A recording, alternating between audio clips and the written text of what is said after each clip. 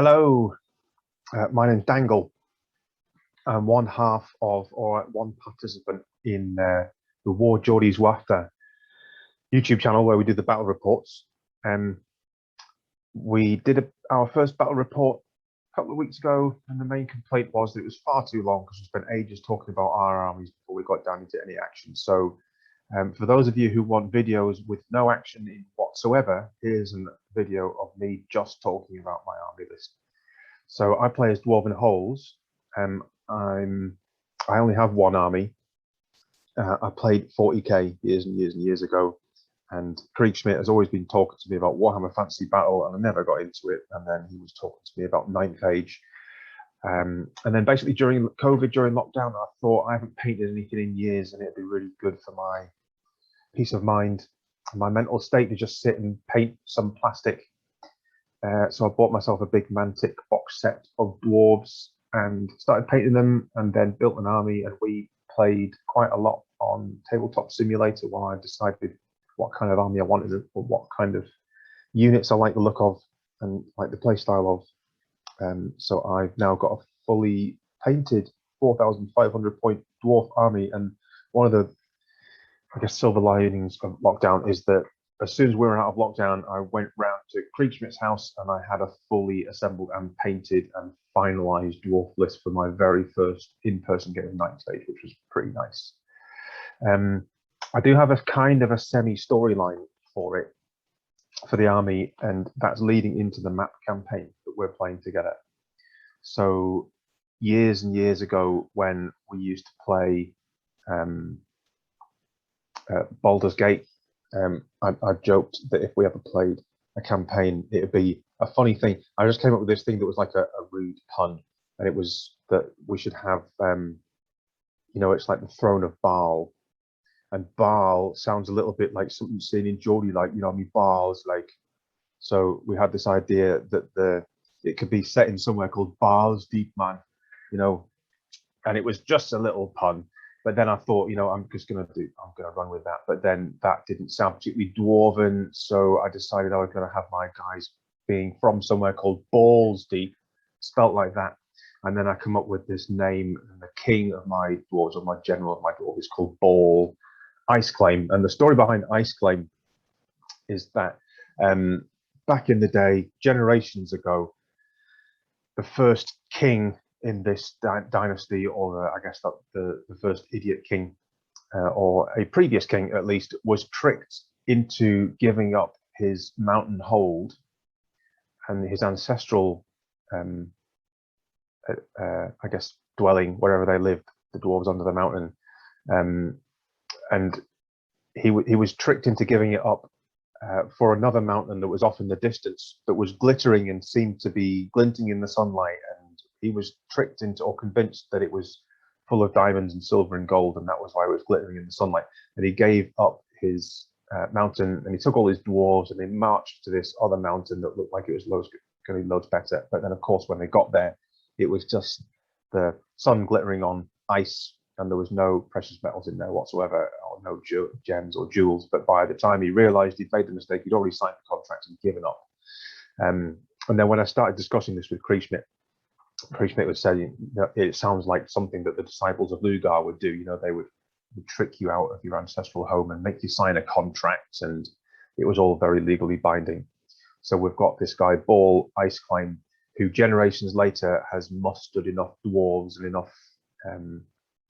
enough of a grudge that he's setting out from his icy crag where he's been living for a few generations, and he's marching back across the map to try and reclaim his old homeland, his own mountain, which is being squatted in by the infernal dwarves at the moment. So one of the things about the army is that it doesn't have any gold or any jewels in the paint scheme. It's all very pale and kind of steel and iron. There's not a lot glittery about them because, yeah, he's got some metals and things, but he doesn't have any gems and gold and things, which really drives him crazy, because the one thing that dwarves really like is gold and jewels and riches, and he doesn't have any at all. So this is the army. So it's based around a Mantic box set. So I've got the core really of the the Dwarven Warriors and the Greybeards and the Marksmen are all plastic mantic dwarves. I've got some of my special units, which are the Shkibor lovely, beautiful resin miniatures and the characters.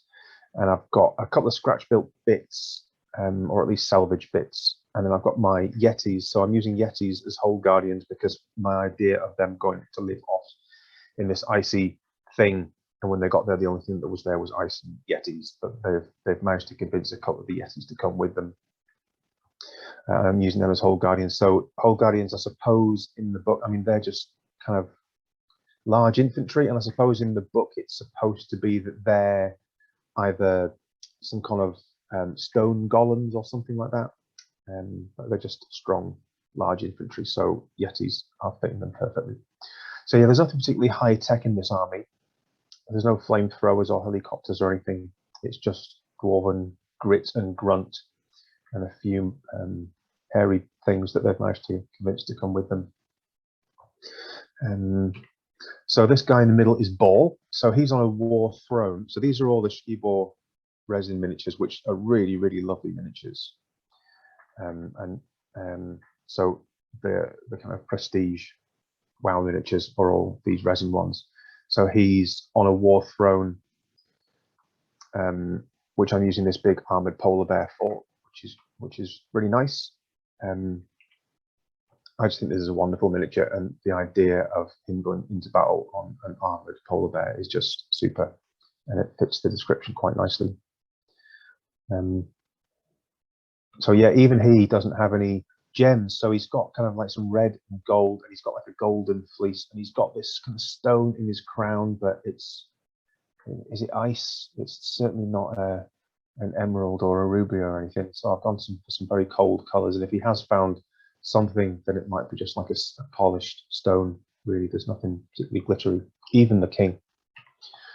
This guy is the Runic Priest, so this is the closest thing that the dwarves get to a wizard, really. He's just got all these bound spells, but he's got this helmet that looks like it's got a lightning conductor, and he's got lightning on his little staff there, and he's holding his hand out as if to say, hey, I don't have any spells. Can I carve this thing for you?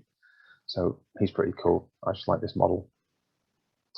And the other character is the Dragon Slayer. It's difficult. It was difficult because you want your characters to all stand out, but actually he just looks like a big slayer because he doesn't have anything ornate.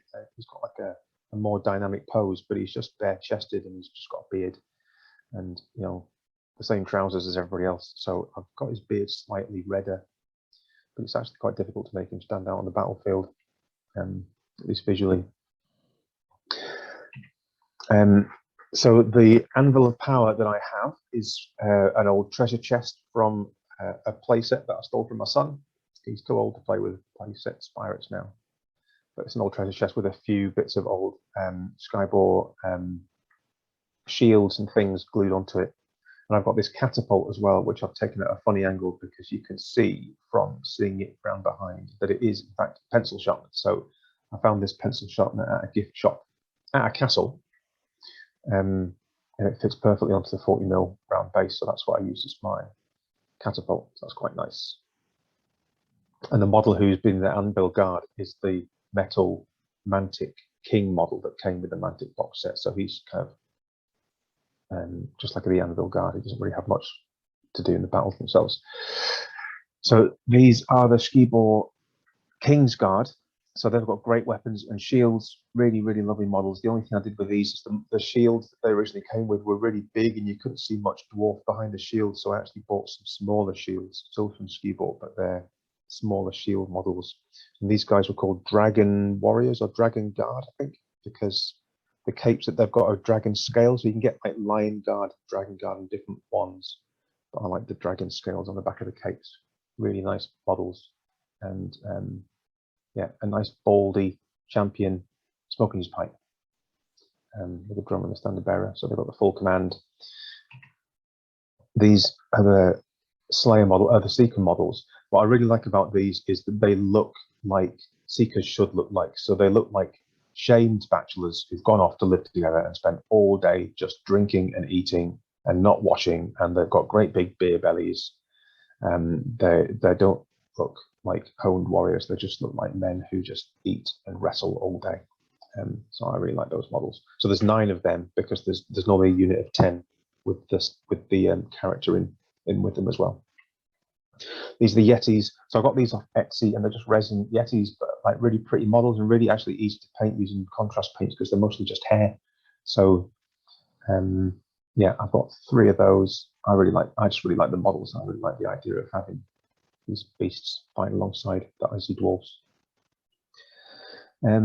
These are the clan warriors. So I've got a big unit of 30, and the king normally rides in the middle of these. So I've got the list later. So the king's got a whole stone, which means that any facing of the unit counts as front facing. So the dwarves get all their supporting attacks from the spears and the shield wall bonus, whether they're in the side or the to the rear. If they get attacked in the rear or to the side, then they don't really need to worry because the whole stone. So I glued all these together, like I said, during lockdown before I'd actually played any games, and I thought it was a brilliant idea to have some of the spears pointing forward so the unit would look great, but I hadn't realised what an absolute pain it would be to play with them when you can't get anything in base contact in the front. But yeah, and that thing that's the standard is the shields, which originally came with a Kingsguard. So basically it's as tall as a dwarf, and you couldn't really see anything behind it, but they work really nicely as big runic standards. These are the greybeards, so just core, but like veterans, and they've got great weapons, so those are quite nice. Yeah, cocktail stick and an old shield, making a nice standard. Forgot to take a photograph of the marksmen, but the marksmen are the same. They're just mantic models with crossbows and cocktail sticks and old shields. So this is the list. I've got the king on the war throne. He's got the whole stone, and then he's got some runes. He's got some runes that give him extra attacks and extra strength.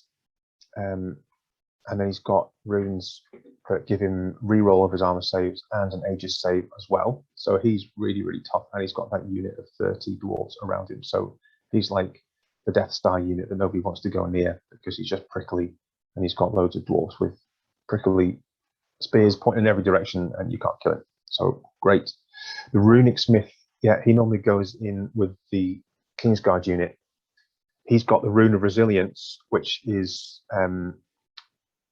if it casts successfully, then all 2 wound rolls against the target unit suffer a -1 modifier. So that's makes the Kingsguard even tougher. He's got the Rune of Oaths, which again makes them a little bit more effective in combat. So that's I get re-rolled failed 2 wound rolls with that. He's got the Rune of Devouring, which is a really nice one. The first time the opponent casts a spell, I can attempt, well, I can because it's a bound spell, I can devour that spell so that they can't use it again for the rest of the game. So they can cast it once and it goes off and it casts the first time, but then they can't cast it again for the rest of the game. So that's a really nice one. The Rune of Mining is just a little 10-pointer that just means that a terrain piece is not dangerous terrain for me. I can move through it freely. The Dragon Seeker, he's got runes that give him extra attacks and extra agility. He's got a Rune of Readiness as well, which means that I can kind of reform if I get attacked. So I can quickly reform if I get attacked in the rear or on the flank, because they're unbreakable. What's happened a few times when I was playtesting was that they would get charged in the flank and they would lose the combat, but they couldn't reform from a lost of turn to face to get back fully into the combat because they were unbreakable. So they just stood facing off to the side while the ones on the flank were getting killed. So Rune of Readiness means I can turn to face anybody who wants to charge me, so that's good. Yeah, Clan Warrior, Spear and Shield, Greybeard's great weapon, and the Marksman with a crossbows. Fairly standard core. And then, yeah, I've got the 24 Kingsguard. So they have the Runic Standard of Wisdom, so they get an extra attempt at Rune of Resilience. So the Anvil of Power can cast the Rune of Resilience, and then the Runic Priest has a chance to cast that too, and the Runic Standard of Wisdom, so they get 3 goes at casting Rune of Resilience, which makes them a really, really tough unit. Yeah, 9 Seekers. Brotherhood of Vengeance is the light troops skirmisher thing, which is great because the models do not slot together at all. base contact, so you really have to have that, otherwise you just can't get the models together. And then the Hold Guardians, yeah, they get this runic engraving things where they can choose whether they want to have Vanguard or extra agility, but I've gone with the extra strength and AP for those. And then I've got a cannon and a catapult, and that is the army. So we're going to be posting lots of battle reports using this army. Like I said, Kriegsschmidt has a bunch of different armies that are all going to be across the map campaign, but I only have the one army, so it's just going to be Dangle's dwarves fighting the way across the map. Yeah, and you can watch us on the channel, and hopefully I might get a couple of wins. Yeah, thank you for watching, and we will see you on the battle reports.